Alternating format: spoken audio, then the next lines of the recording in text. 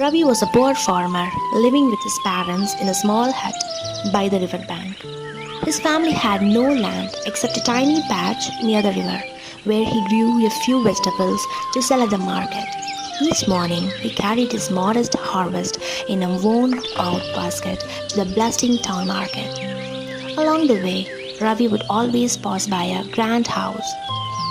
In that house lived Dia, a graceful young woman from a wealthy family. She was kind, educated, and beautiful. Though they had never spoken, Ravi's heart silently carried feelings for her. But he was a poor man and he knew his place. He never dared of dreaming such a life. His love remained hidden like an unopened letter locked inside his heart. One cruel day, heavy rain slashed the village. The river overflowed and swallowed Ravi's little field.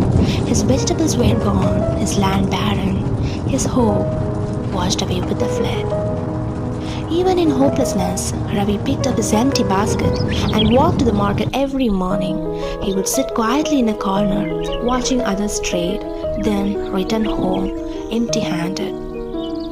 As days passed, the villagers began mocking him openly. Look, there's Ravi again with his empty basket. Maybe he thinks sitting there will grow crops inside it. Poor fool, wasting his time. But Ravi is calm and patient, replied with a gentle smile. Time is never wasted if you are patient and kind. His words silenced some, others continued laughing, but Ravi kept walking. Among the crowds, an old fruit seller, a grandma, watched Ravi's routine with quiet sympathy. One day, she approached him. Son, you come with nothing and you leave with nothing. Why don't you help me some fruits? I'll give you a small share. Grateful, Ravi agreed. Day after day, he sold her fruits with honesty, slowly saving small amounts. With this, he brought medicine for his parents, kept his small home running, and fed his hope quietly. Months passed. With his small savings, Ravi bought seeds and revived his little land. He continued selling both vegetables and the old lady's fruits. Slowly, his basket was no longer empty. One afternoon, a traveling merchant admired Ravi's vegetables and him. These are fresh and good. I wish I could pay you well, but I have no money left for now. Instead, take these seeds. They are rare. Can you take it of them? While others laughed at such an odd trade, Ravi smiled. Even a small seed, he believed, could hold a blessing. That evening, under the golden sunset, he planted them with hope. Seasons passed. The tiny sapling grew into a grand tree, bearing exotic fruits unseen in the village before, delicious, rare, and valuable. Ravi's fortune changed overnight. People from distant places came to buy from him. He expanded his land, hired workers, and transformed into a respected and wealthy merchant now.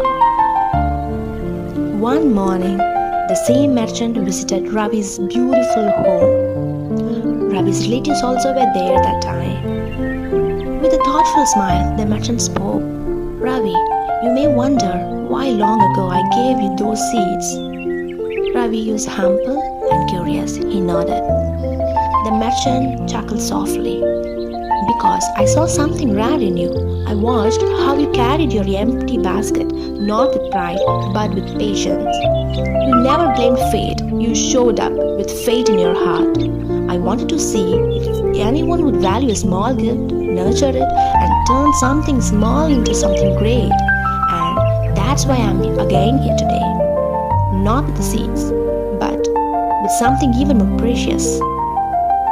The merchant gently placed a photograph before Ravi. It was Dia, the very beautiful girl that Ravi admired in silence all these years. The merchant said, I offered you my daughter's hand in marriage because a man who knows how to grow not just crops, but love family and a meaningful life deserves her. Ravi's heart pounded. He's overwhelmed with joy. He couldn't believe that this moment will come true in his life. Dia, the dream of his life. The next day, Dia met Ravi. She smiled and said, I will marry you, but only if you can prove one thing. Ravi asked, what is your condition? She looked up the great tree, then at him. You must give away every fruit from this tree, not to sell, not to keep it, but give it to freely to someone truly in need.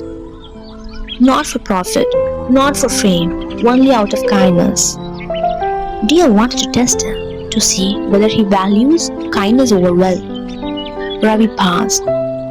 He thought of his years of struggle, the fortune these fruits brought him. But then he smiled. If these fruits can bring hope to someone else's life, then what better purpose could they serve? Then he made the tree empty. Without hesitation, he loaded his cart with the golden fruits and went to the market. But everywhere he went, people were greedy. I wanted to grow rich. I want to sell it for money. Disheartened, Ravi realized it wasn't just about giving, it was about giving to the right heart. He thought to himself, I need to find someone who gave without expecting, someone whose kindness deserves to be returned. As he passed through the village, his eyes fell on the old fruit seller grandma, still at her small stall, still struggling. Ravi smiled warmly. He approached her. Grandma, I have been blessed beyond what I ever imagined. I have something precious that I want you to have it. The grandma looked confused. But son, what could an old woman like me need from a wealthy man like you now? Ravi placed a basket of golden fruits before her. You gave me a chance when I had nothing. You shared your small yearnings with me when the world laughed at me. These fruits grew because of the seed of kindness you planted in me. Today, I return them to you, not as payment, but as thanks. The grandma's eyes filled with tears. I never gave expecting anything back, my son. I'm just happy to see you grow. Ravi smiled. I know. That's why you are the right person. Dia followed quietly all the way. Seeing him giving the fruit to the old woman, her heart was filled with admiration. He had passed her test now. Later, under the tree, Dia met him again. We choose kindness over pride, gratitude over greed. I'll happily marry you now.